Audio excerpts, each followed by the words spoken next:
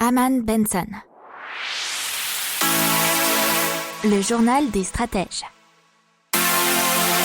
Boris Kalt.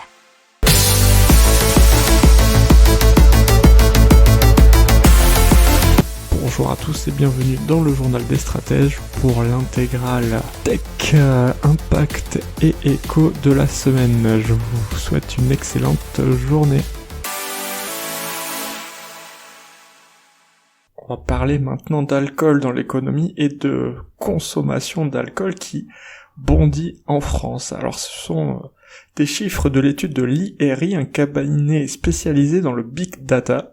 Alors il va nous donner les chiffres des ventes de bière et de cidre qui ont progressé de 10,5% en chiffre d'affaires sur le premier trimestre 2021 et 15,9% en volume.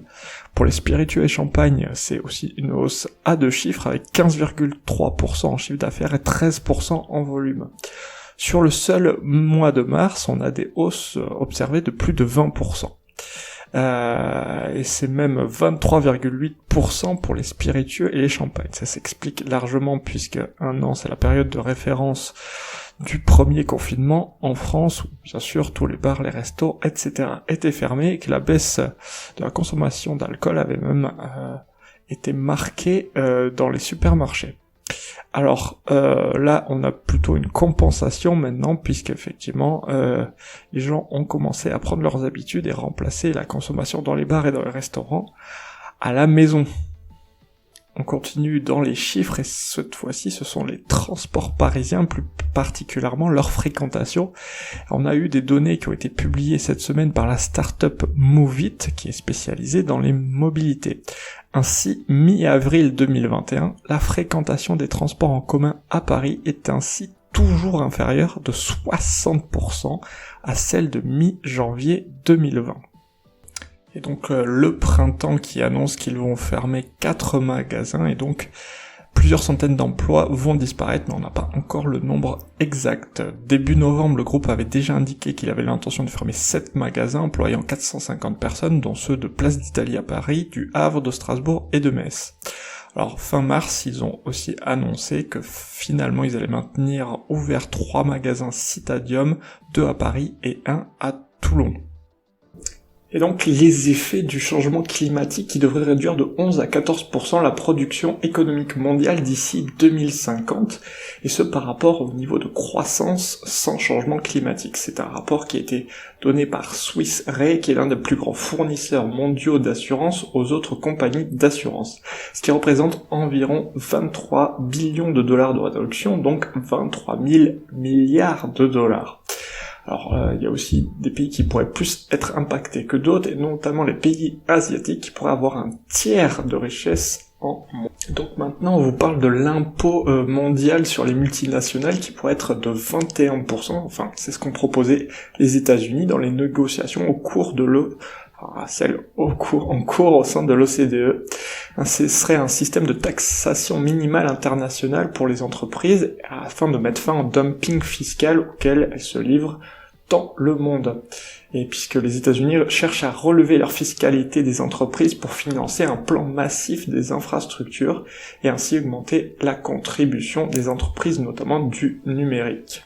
Alors la France, elle est prête déjà à l'adopter, si ça se confirme, et elle retirerait la taxe GAFA. N'oubliez pas de vous abonner au podcast, mais pourquoi pas aussi à notre newsletter La Lettre des Stratèges qui est gratuite, vous en trouverez dans les infos de l'émission, mais aussi sur notre site internet Aman Benson Stratégie, rubrique média La Lettre des Stratèges.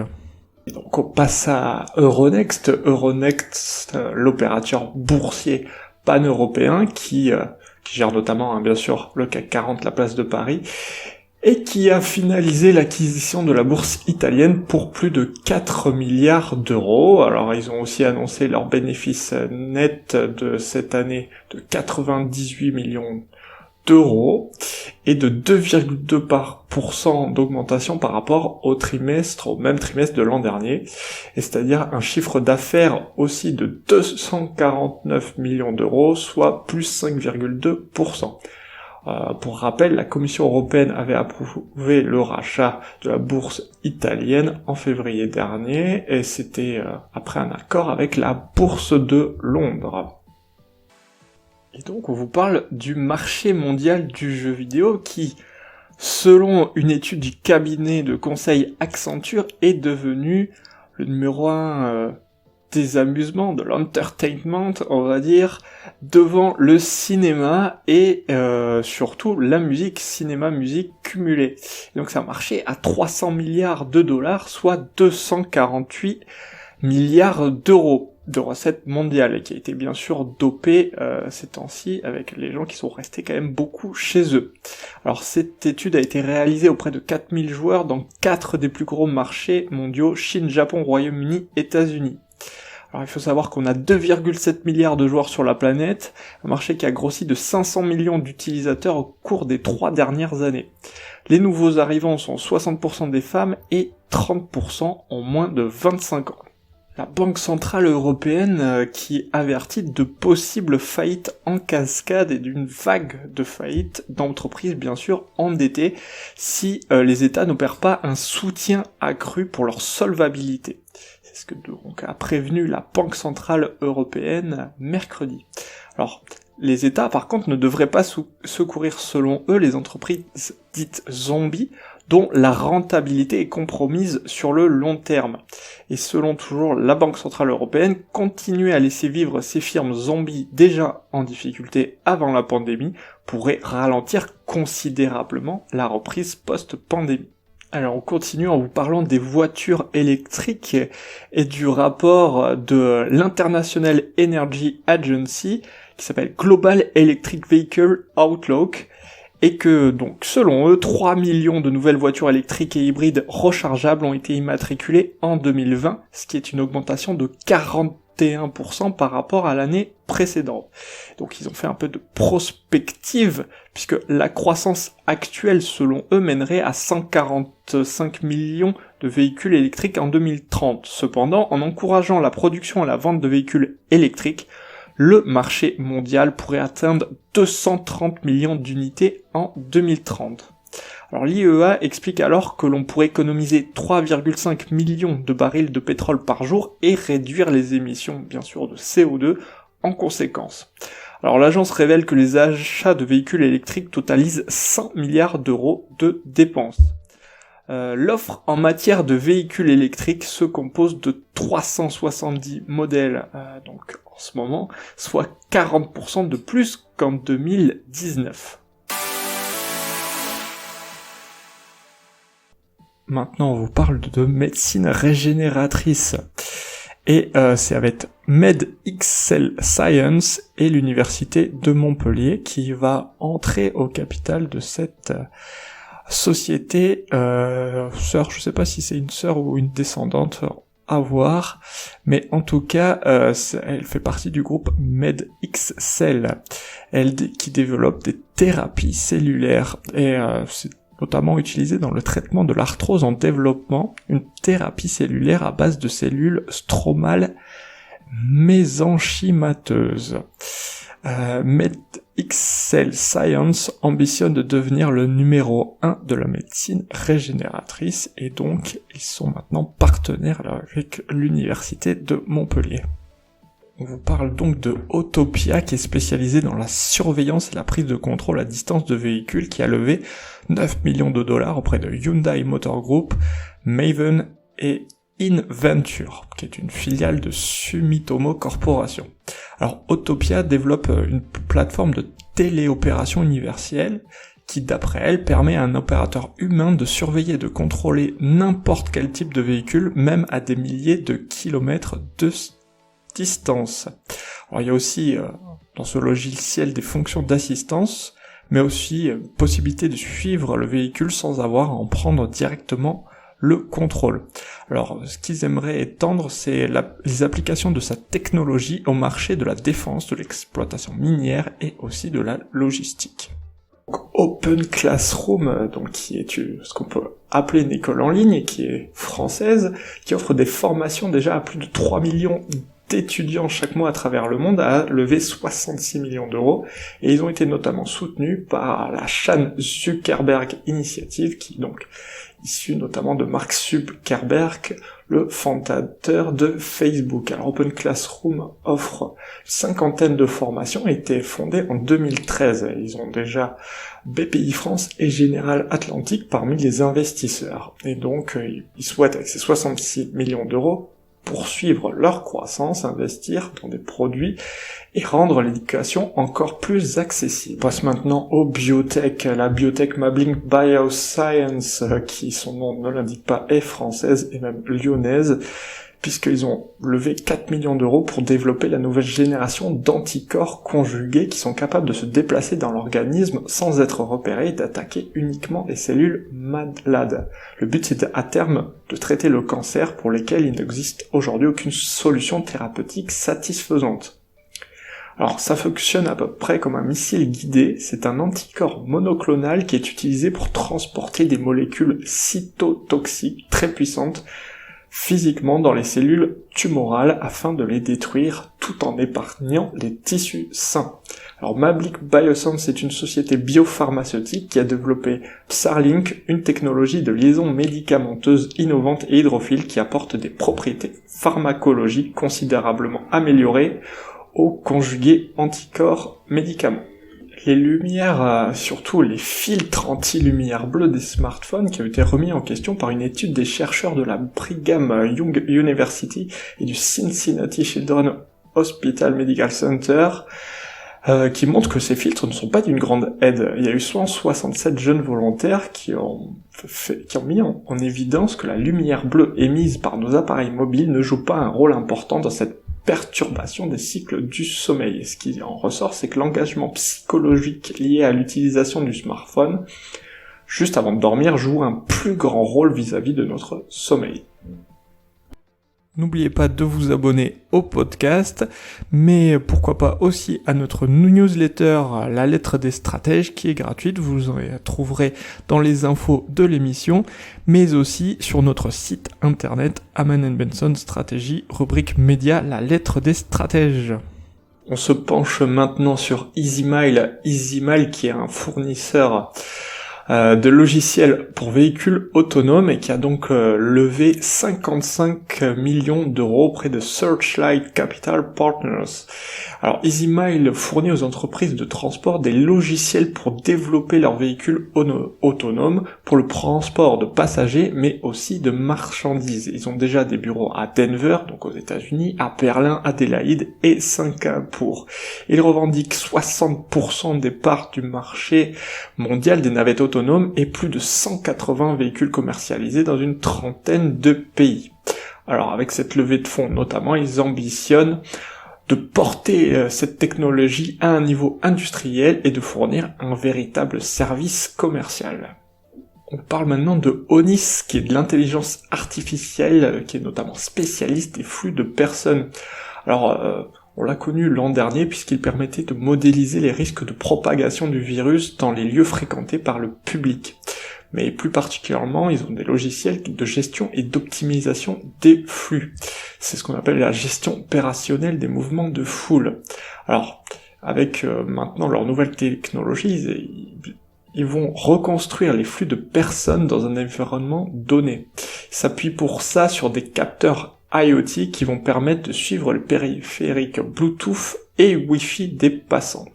Alors c'est considéré comme un complément idéal au système de supervision par caméra de vidéosurveillance.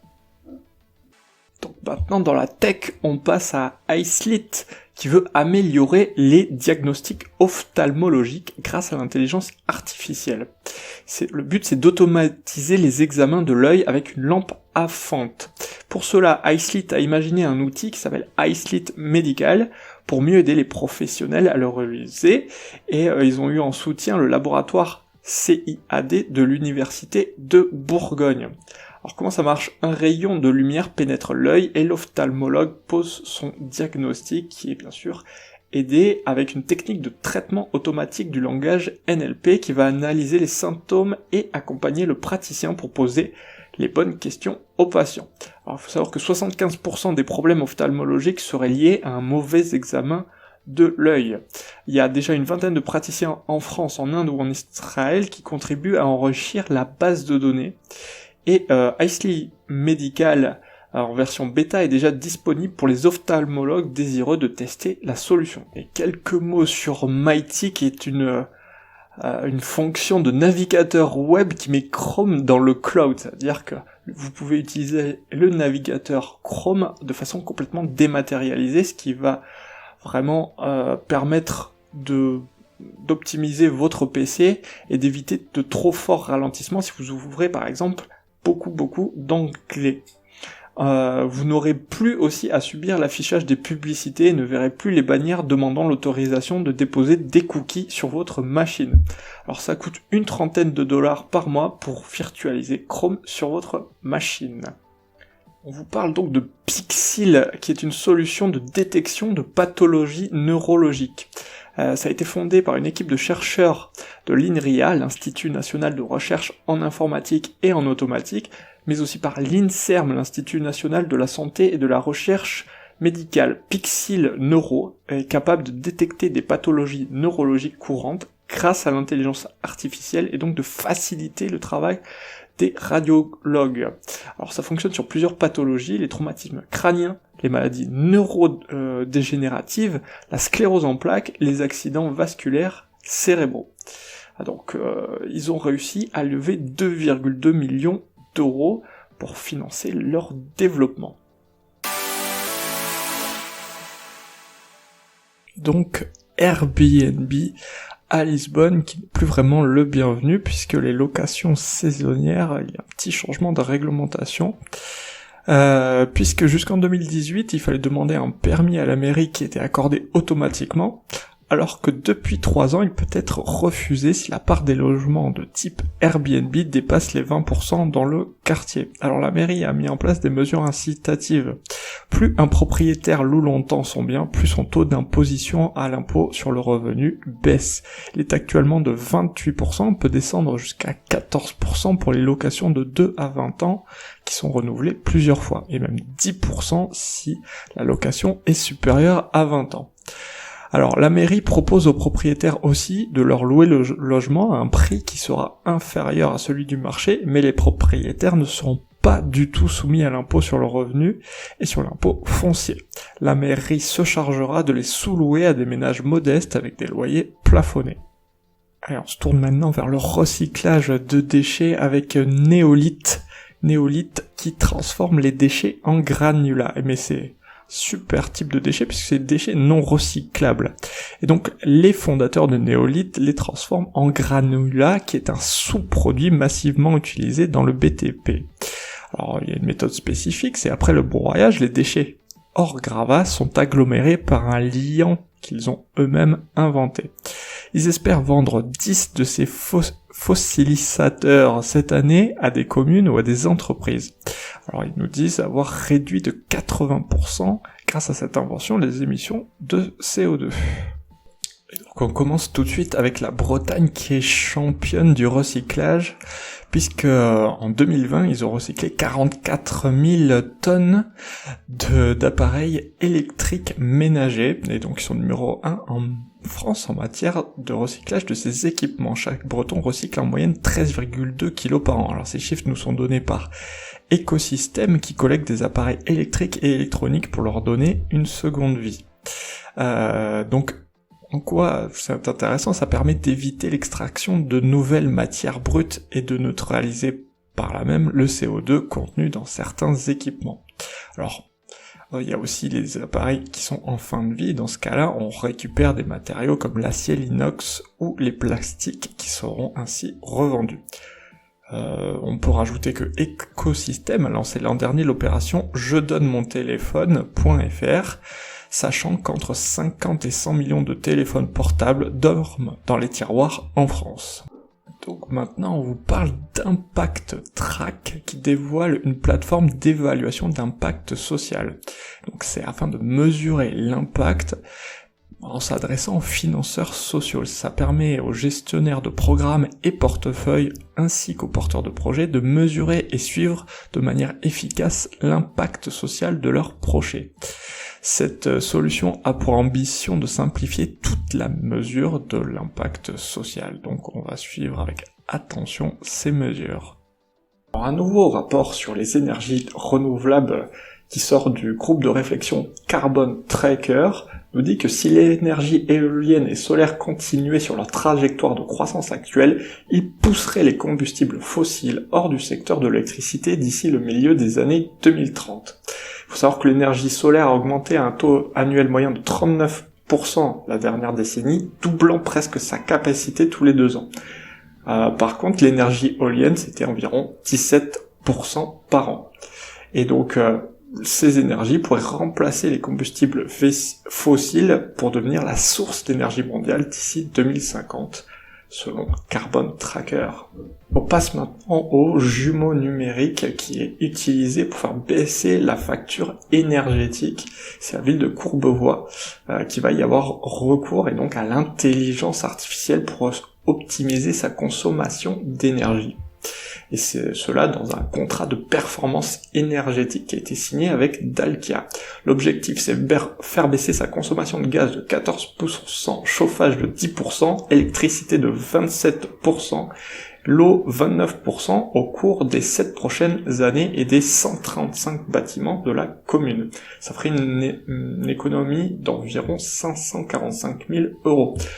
Le procédé de jumeau numérique, c'est la possibilité, grâce à des capteurs placés dans les bâtiments, de reproduire de façon numérique le comportement en fonction de différents critères, que ce soit la météo ou l'utilisation qu'en font les occupants, et bien sûr, à partir de là, de pouvoir réaliser des économies.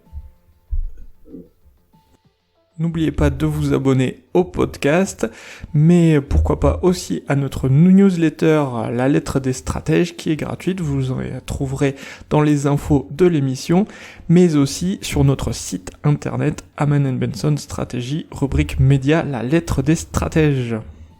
Et donc on commence avec le Poubus. Alors qu'est-ce que c'est le Poubus ? C'est un bus, comme son nom l'indique, qui relie l'aéroport de Basse à son centre historique, et c'est un véhicule à la carrosserie vert et blanc illustré par des passagers assis sur des toilettes. En fait, c'est un bus 100% vert qui a été créé par la société britannique Geneco, qui roule grâce à un biométhane issu de la fermentation de déchets alimentaires, d'eau usée et d'excréments humains.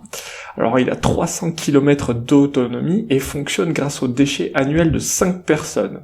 Il fait moins de 30% de gaz à effet de serre et aucune odeur, et par conséquent, là, il améliore la qualité de l'air puisqu'il ne la détériore pas. Alors Bristol en 2015 avait été désigné capitale verte européenne, et c'est pour cela qu'il avait été créé et il a été gardé. Il faut savoir que ce type de bus biogaz existe déjà en Norvège, puisqu'il y en a déjà une centaine de bus à Oslo, mais il y a même d'autres adaptations qui sont prévues, et notamment pour le chauffage, et il faut bien rappeler que c'est une ressource bon marché et inépuisable. On passe à Clear Fashion qui a mis au point une application capable de déterminer les impacts environnementaux de nos vêtements. Et il permet de connaître leur histoire afin de savoir à peu près tout ce qui s'est passé et toutes les consommations intermédiaires. Il suffit de scanner le code barre pour avoir tout l'historique. La production textile, il faut savoir que c'est la deuxième source de pollution mondiale, avec 1,2 milliard de tonnes de gaz à effet de serre émis selon l'ADEME. Alors l'objectif de cette application, c'est d'offrir aux consommateurs toutes les informations leur permettant de faire le bon choix en matière de vêtements au niveau environnemental, humain, sanitaire et animal. Alors, on a une étude qui nous donne de McKinsey et compagnie qui est publiée en 2020, puisque près de 90% des gens sont prêts à changer de comportement pour lutter contre le changement climatique, mais seuls 3% d'entre eux savent comment faire. Donc, l'application est là pour aider les gens. Ils évaluent donc eux-mêmes les marques, ils leur demandent de faire preuve de transparence en remplissant un questionnaire et en communiquant des justificatifs. Si ce n'est pas fait, au bout de 30 jours, Clear Fashion entame sa propre investigation. Alors, ils ont 200 000 utilisateurs et ils utilisent 150 critères d'évaluation sur un total de 370 marques. On passe maintenant à Algopac, qui est une entreprise qui transforme les algues en plastique. C'est une entreprise bretonne. La transformation des sargasses plus particulièrement en un biomatériau compostable. Alors cette algue, elle dégage notamment de l'hydrogène sulfuré et de l'ammoniac, et c'est donc une grosse nuisance, mais ça qui peut être même mortelle à haute dose. Donc la transformer en quelque chose d'utile, c'est vraiment bénéfique pour tous.